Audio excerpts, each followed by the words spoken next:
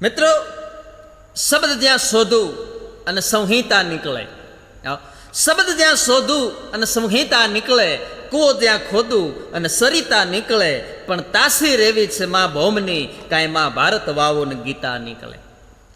એ ધરતીની ઉપર પછી તો ઉકાઈની અંદર ઓવરફ્લો થયો, અને ઓવરફ્લો થાય એ પહેલાં પાણી છોડવું પડે, અને ધીમે ધીમે ધીમે ધીમે ધીમે પાણી માંડું છોડવા, અને એ વખતે સૂર્યપુત્રી તાપી અને નાની મોટી ખાડીઓ આ બધાની સપાટી પણ ધીરે ધીરે ધીરે મંડી વધવા. છેવટે ઉકાઈનું પાણી એ એક પ્રશ્ન થઈ ગયો, અને પાણીએ પોતાનો પ્રકોપ બતાવવામાં મિત્રો કાંઈ બાકી રાખ્યું નહીં. છેવટે પછી કાળજે પથ્થર મૂકી અને ન છૂટકે ધીરે ધીરે ધીરે 10 થી 12 લાખ ક્યુસેક પાણી ઉકાઈ ડેમની અંદરથી છોડવામાં આવ્યું. તાપીમાં બધુંય પાણી છોડાતા તાપી તો જાણે નિસહાય બની ગઈ. ભલે નગરજનો એમ કહેતા હોય કે તાપી ગાંડી તૂર થઈ, પણ મિત્રો તાપી તો માતા છે. નદીને બિરુદ આપ્યું છે લોક માતાનું, અને માં કોઈ દિવસ પોતાના પુત્રોનો, પોતાના સંતાનનો વિનાશ ન કરે.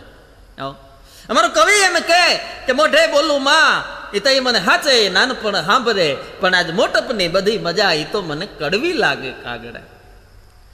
માની જેને ઉપમા આપી છે એ લોક માતા નદી ક્યારેય પોતાના સંતાનનો વિનાશ ન કરે. અને આજ સુધીમાં તમે જોઈ લો તો વિશ્વની તમામ સંસ્કૃતિઓ એ નદી કિનારે વિકસી છે, પાંગરી છે. નદી કિનારા વિના માનવ જીવન શક્ય નથી. એટલે જ કહેવાનું છે કે જળ એ જીવન છે. તાપી ગાંડી તૂર થઈ એવું લોકોએ કીધું, તાપીએ તરખાટ મચાયો, પણ તાપી બિચારી પરોપકારી.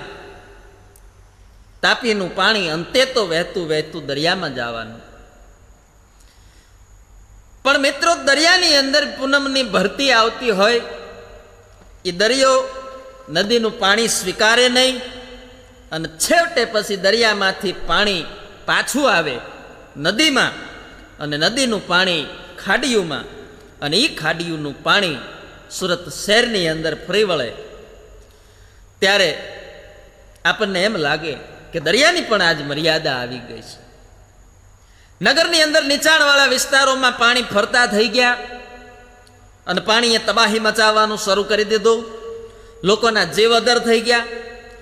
લોકોના ઘરની અંદર પાણી માંડ્યા પ્રવેશવા, અને જાણે કે આ પાણી એ અહીંના તમામ વિસ્તારોથી પૂર્ણ અને પૂર્વ પરિચિત હોય એ રીતે એક એક શેરીની અંદર પાણી ફરી વળ્યા.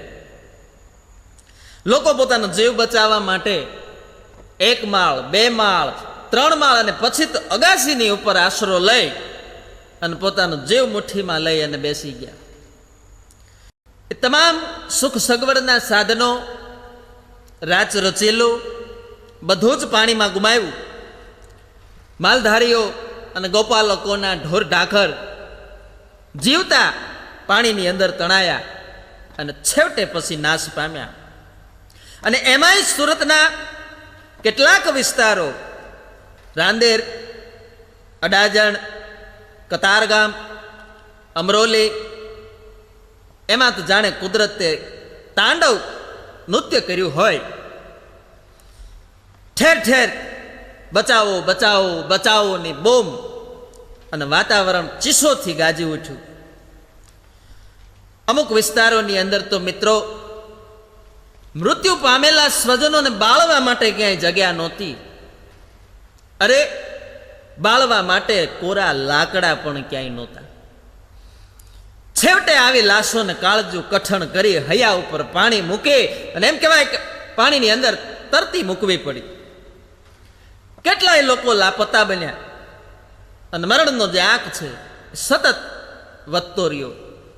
અને એ વખતે મૃત્યુ પામેલા માણસો માટે અમારું કવિ એમ લખે, કુદરતને ફરિયાદ કરે છે કે કાળો કેર કર્યો ને જાણે હોરિંગો રે ડસ્યો, એ કુદરત તે તો કાળો કેર કર્યો. કુદરતને ફરિયાદ કરી છે. કેમ તો કે મીઠી રે નિંદરની અંદર સુતાતા માનવડા, એ કોઈના રે માનીતા અને કોઈના લાડકડા, એ યમરૂપી પાણી આવી અને કરી ગયો કાળનો કોળિયો, એ કાળો કેર કર્યો, કુદરત તે કાળો કેર કર્યો. અરમાનો ઉર્મા અનેરા ભર્યાતા અને કોટી કોટી સપના હૈયામાં સેવ્યાતા. કેવા લોકોએ સપના સેવ્યા હશે મિત્રો, જરા કલ્પના કરી જો. રક્ષાબંધન જેવો પવિત્ર તહેવાર એ દિવસે આવતો હોય પૂનમનો, અને એ દિવસે બહેનો ભાઈઓને અગાસી ઉપર રાખડીયું બાંધતી હોય. શું એ બહેનોના અરમાન હશે? શું ભાઈઓના ઓરતા હશે? અનેક અરમાનો ઉર્મા સેવ્યાતા, કોટી કોટી સપના હૈયામાં ભર્યાતા, અને એ સપનાના સેવનારને કાળ રાજા ભેટ્યો.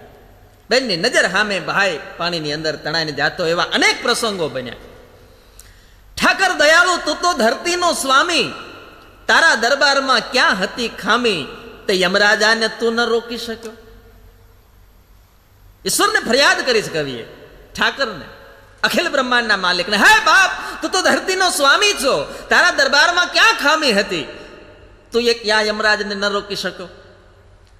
ગભરું પારેવા એવા ભોળા ભોળા માનવી, દયાળુ સાગર બન્યો, ક્રૂર એવો દાનવી.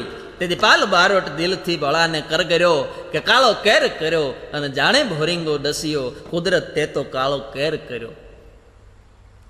આવી આ ઘટનામાં અનેક લોકો મિત્રો મૃત્યુ પામ્યા, અને એ ઘટનાને આપની સમક્ષ સચિત્ર રજૂ કરતું બીજું એક ભજન રજૂ કરે છે.